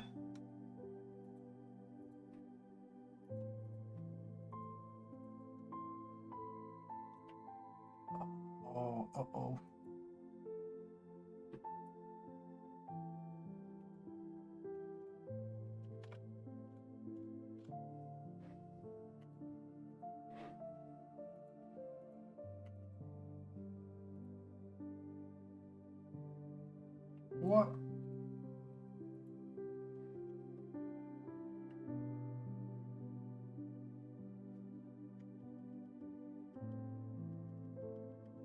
I can't undo it.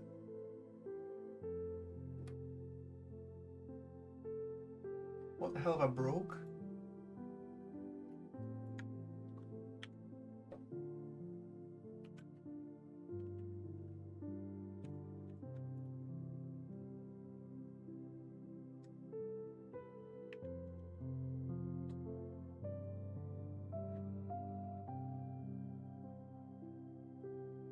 What?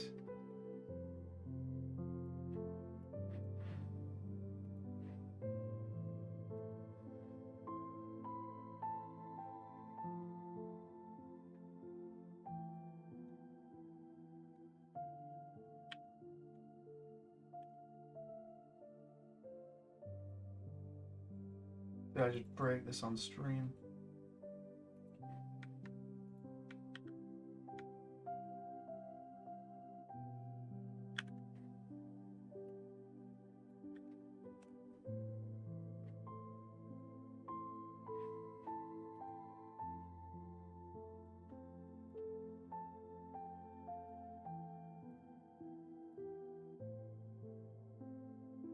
There we go. It's like it's drawing a grid from our perspective. It's weird. Yeah, there's also black flashing happening on the side of the screen. So it's typically the dynamic foveated rendering, like to bring in performance and improve it.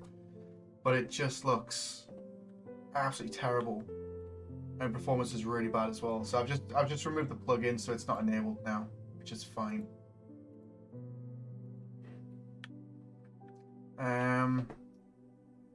The only other option I've got is to disable stereo render layer on the hand menu. Keep it on the HUD,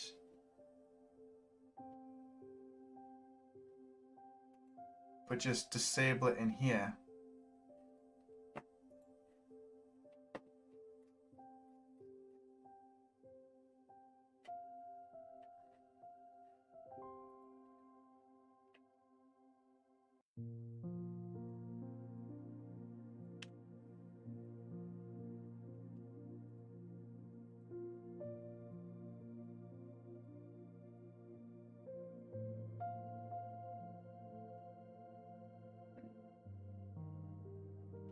Okay, my phone's buzzing telling me that I've got to go.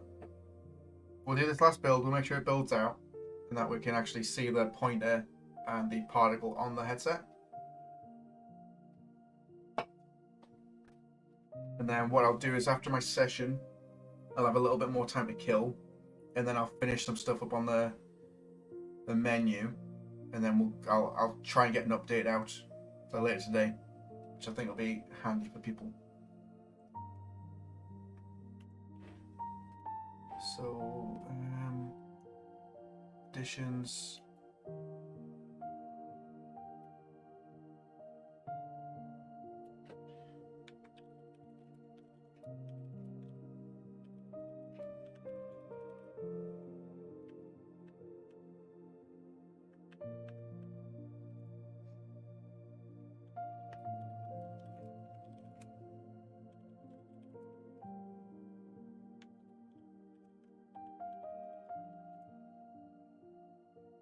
But will not render in VR preview. Okay, I'll put that in there.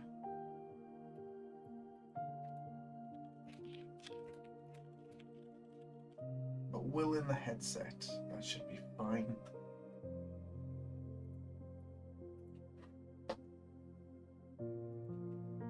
Okay, while this is doing its thing, I'm gonna pop to the bathroom. Oh, and it's just finished. Oh, come on, quickly. Let's do this. New folder, Android, uninstall. Install. Oh, I need the loot! Right.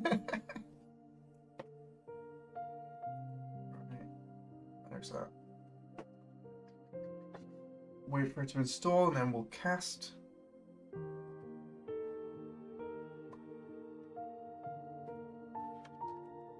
Cool. So now hopefully we got rid of that monstrous effect on the outside of the screen. Our performance, GPU and CPU levels should stay at 2, or they should drop down to 2, roughly, once everything's loaded in. So we've got CPU level 2, GPU level 3. It'll be bouncing up because I'm casting as well. Okay, it's still being rendered, even though I set it to hidden. Wait there, I'm going to stop casting just so I can see if it's actually dropped down to 2.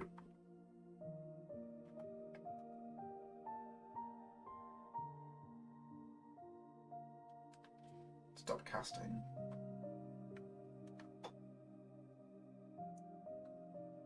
Why have I still got the casting?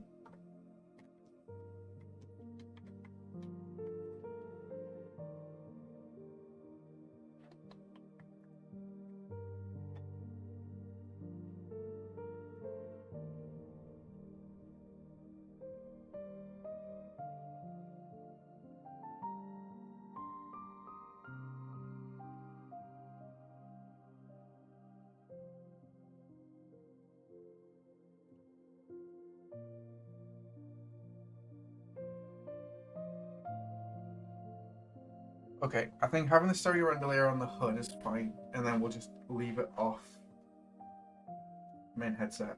I'm not going to cast it because I want to make sure that the GPU level and CPU level have dropped back down, which they should have. It was looking good a minute ago, but the casting was still running, which it's stopped now.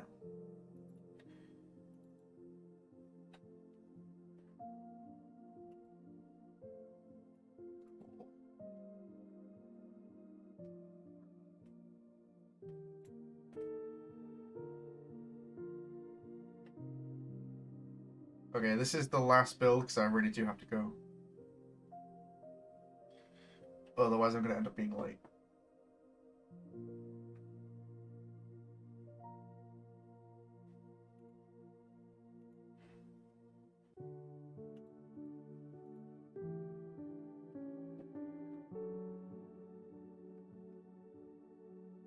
Right, there we go. Should be done about now. Come on, if I click it.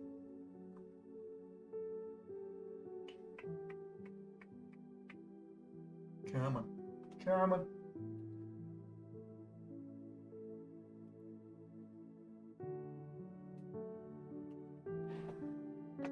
Why is it taking so long now?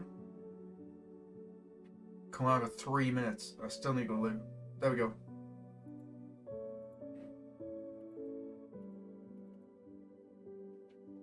Okay, let's try this.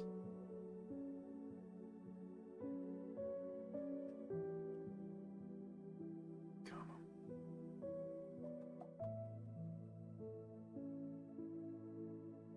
Okay.